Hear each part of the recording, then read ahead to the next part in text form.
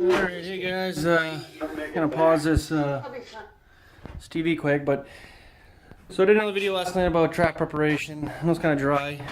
Doing some beaver today. Like I said, I got that 60 beaver to do, and just wanted to do a video quick on beaver. I don't have any animals on the round right now, so I can't show you how to skin and I can't show that stuff. But if you're watching enough videos online, you're going to see this, and a lot of this educational information comes back to you have to put hands on to really get an idea. We can show you online all these videos on skinning and fur prep and stuff, but until you go hands on, it's it's a little different. Okay, you're gonna pick up more. Obviously, the more you do. The one thing I wanted to touch on was as a fur handler for the fur buyer in the state, and forgive my lack of hair, but the fur handler in the state receives animals that are on the round and also animals that are skinned out already. Okay, I get them both ways depending on what the trapper that's selling the hides wants to do and what the fur buyer allows. So there's a couple things I wanted to point out real quick on a quick video. Like I said, I'm kind of getting into these videos and enjoying doing them. When you're skinning these animals, be careful. Take your time if you're learning. There's no sense in rushing if you're experienced. If you're experienced and you rush through them and you're cutting holes and you're scoring, which I'll show you what scoring is in a second, you're defeating the whole purpose of handling your fur or having somebody handle your fur, okay?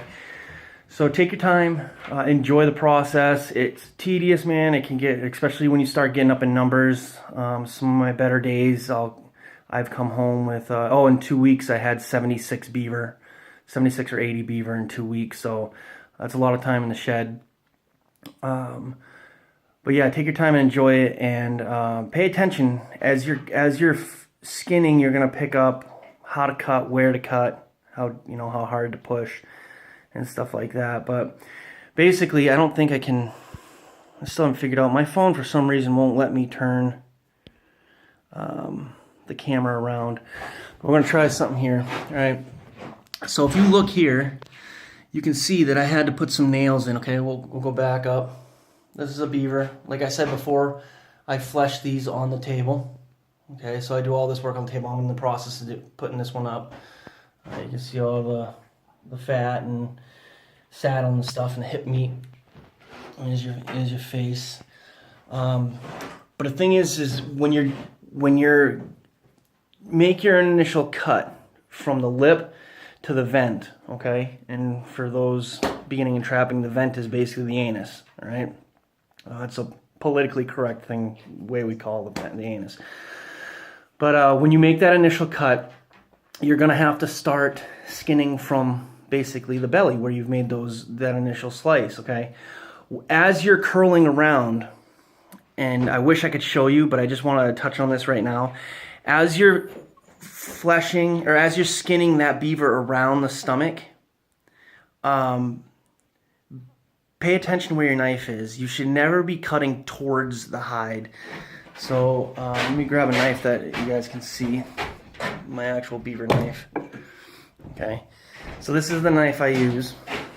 All right, so when I'm fleshing, or when I'm skinning these beaver out, I never hold this knife angled at the hide, okay? Because you don't want to cut the hide. So don't angle it at the hide and slice as you're going down. And you'll learn, this is an exaggerated position, but as you're skinning, you're going to learn that slight angles are going to make a big difference. So don't angle it towards the hide. Kind of, you're aiming for the carcass, but sliding along the hide, okay, along the leather. When you angle too close and you're not paying attention to your knife, or you're not adding tension to the hide as you skin, this is what happens right here, okay? Bear with me, I'm using my phone. Like I said, I'm trying to peek around the phone here. This is scoring, okay? These will actually, when this dries, chances are these are gonna open up, okay? They're cut right down almost into the hair. You can see, bear with me, you can see the hair follicles. I don't know how good it's coming out on camera, but you can see the hair follicles like in this one here, and those will open right up sometimes. So as you're skinning, make sure you have that blade angled slightly towards the carcass and you're sliding, okay? Sharp knife, very important. Tension on the hide is another important factor, okay? You want tension on that hide at all times when you're using a knife. The kind of golden rule is the less you use the knife, the better. Dax, get out of there. Sorry, I got my baby down here. She comes out everywhere I go. Old hound. That's where she stays, underneath the beaver board tables there. But anyway, so yeah, so tension on the hide, and keep your blade angled away from that hide a little bit, and you're sliding it along that hide. You have to be able to imagine where you're at on the body. There's going to be certain things your flesh or skinning, like coyotes and foxes, and I can't wait to get into these with you guys.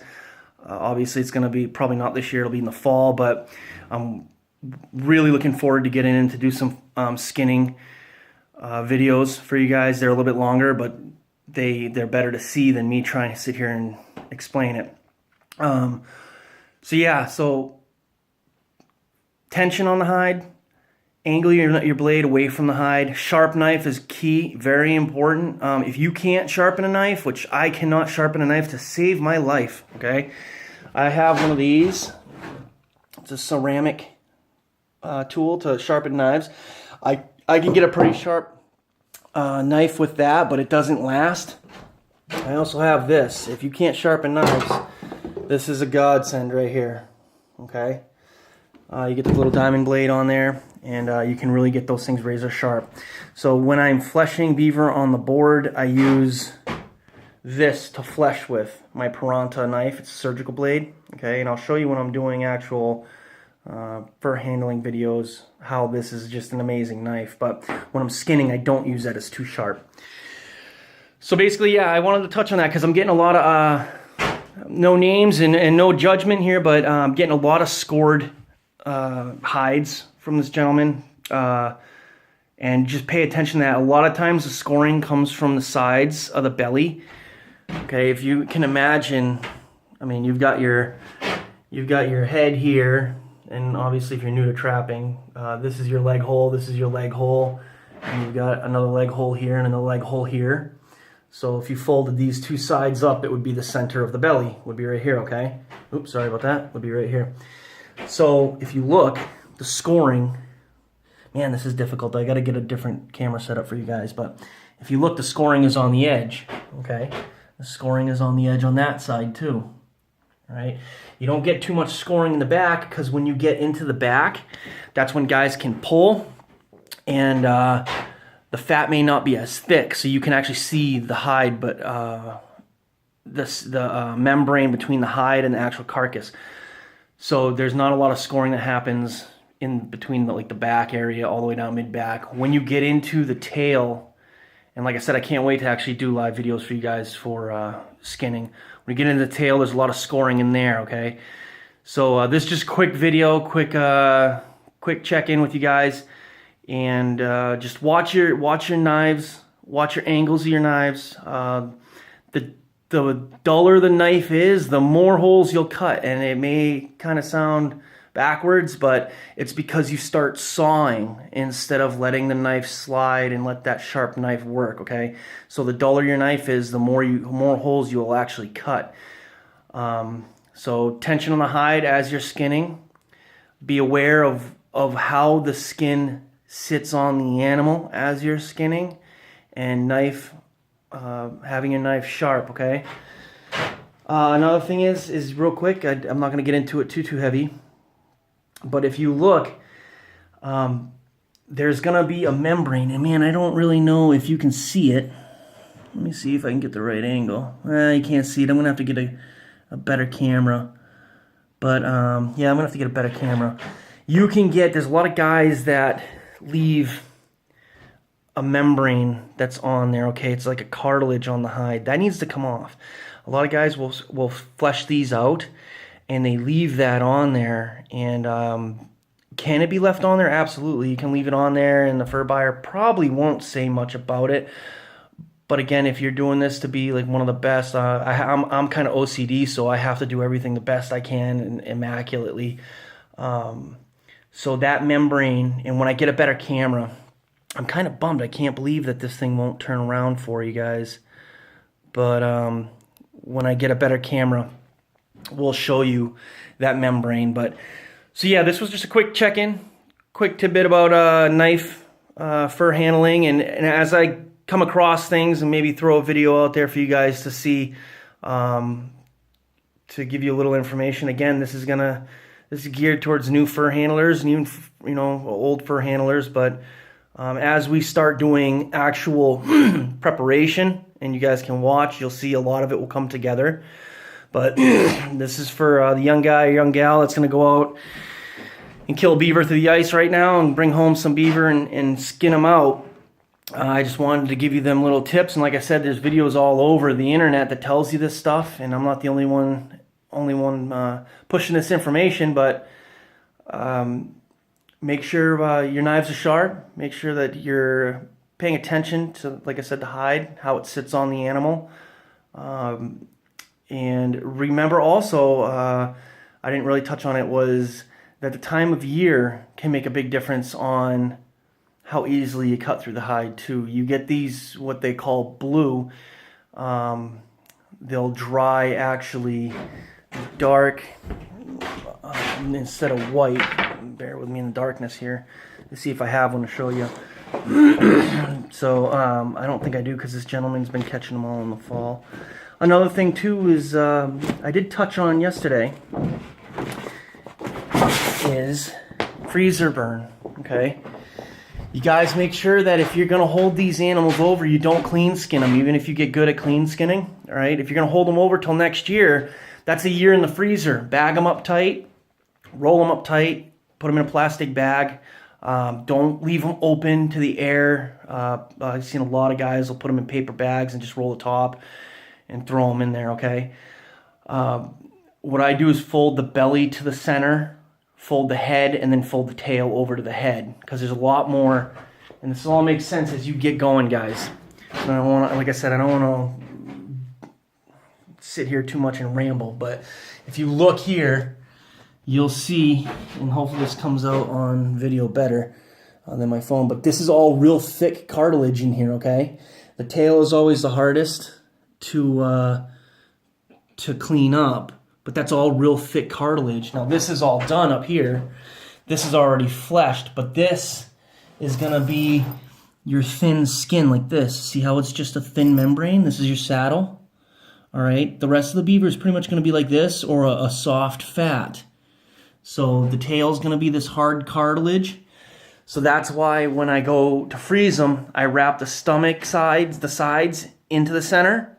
Then I wrap the head and I pull the tail up over the head and roll it the best I can, put it in a trash bag and tie it up. Squeeze all the air out of it and tie it up. Now the reason I went on this subject was I'm gonna show you one here. If you look, try not to make too big of a mess. If you look right here, that is freezer burn, okay? This is all freezer burn in here, okay? And that's gonna affect the value of your hides. When they go and they tan that hide will all slip right out, okay? So, depending on your fur buyer, is gonna determine on whether he considers that damaged or not. So, it's just like your traps. When you are prepping for the season, it's important to have your gear prepped properly so you can be proficient at trapping. Well, on the other end of the spectrum is when you're harvesting these hides, you can make these hides worthless, or you can, you know, keep them to be. You're never going to make them better than what they're worth. You know, if it's not a prime beaver, you're never going to make it a prime beaver, obviously. But you can take a beautiful prime beaver and then destroy it with freezer burn, scoring, and not properly putting up, okay? So, yeah, just a quick video, guys. Make sure you're properly storing these things. We'll go over just to recap. Fold stomach into stomach. Fold it in. Fold the center in, and then the other side in, okay? and fold the head down, fold the tail up, and then roll it the best you can, roll it up, okay, and then put it in a plastic bag. When you put it in the plastic bag rolled up, squeeze all the air out of it, spin that bag up and knot it. And I've always double bagged them. You know, I don't know if it makes that big of a difference or not. I always have, because they say it's protects it even better. I use the thick mill construction bags. But make sure you store them good, because next year, man, you put 60, 70, or even 5. You know, if you put your 5 beaver and you guys are out there busting your butts after school or after work, you want to keep them and not have them be junk. You know, take care of them. So that's little tidbit, little tip for you on how to properly store them if you're going to hold them over. I hold all my spring fur over, just because the beetles will tear up your hides if you're not careful. And it seems like no matter what you do, the beetles get in there and eat eat your hides. So typically when I have my spring fur, it all goes in the freezer and gets held over to the following year. I get my furs properly tagged, like in the state of New Hampshire and all the states, you need to get your otters tagged. So if I get any otter in the spring, I'll have them tagged and then skin them out and throw them in the freezer. And then basically in October, I'll pull all my hides out from the spring and put them up, or late winter and put them up. So yeah, so that covers storage. Again, recap on the hides, the actual skinning. You guys be careful. Pay attention to your blade angle. Sharp knife. Tight fur, tension on the fur. When you put tension on the fur, it helps you separate that hide and you can see a lot better. Use the knife as little as possible, and they're not joking when they say the less you use the knife, the better off you are, because it's you're not going to cut as many holes as you would if you use the knife to do the whole thing. I've seen guys use coyotes, and coyotes like to hold their hide. They don't like to let go of their hide. So I've seen guys use their knife all the way down, and some guys just can't pull. Me personally, I have my left shoulder's been, left arm and left side's been all rebuilt, so I have a hard time pulling. So sometimes I catch myself using the knife more than probably should, but at all, you know, if at all possible, pull on that stuff and get that stuff off there. So yeah, so that's another little video for you guys. Hopefully it was a little informative. Like I said, I'm sorry that we're not doing any actual presentations with actual animals yet on the round, skinning them. I can't wait. I'm really looking forward to next year and getting some actual on the round. If this season I do get some beaver on the round, which I'm sure I will in the spring, I'm sure I'll have a bunch of beaver on the round. I'll definitely put up some beaver skinning. There's 3 different ways that I know of that skinning beaver. One is to do it on the table and just keep rolling it. One is to skin it by hanging, and the other is to they use like a V, like almost like you do with pigs when you're skinning a pig. But yeah, so I hope you guys have having a good season. Hopefully you guys catching some fur out there, and gals catching some fur out there. Like I said, like I always say, get the family out, get the women out, get the kids out, get Uncle Ed out, get whoever you can out. We need the numbers, we need the trappers out there. And got any questions, comments, feel free guys to leave them. I'm gonna continue on this scored up little beaver, or big beaver actually. He's a super blanket, but I'm gonna continue on this, and hopefully you guys like the videos, and we'll keep them coming. So here's to a good day of tight chains and prime fur, gentlemen. Have a good one.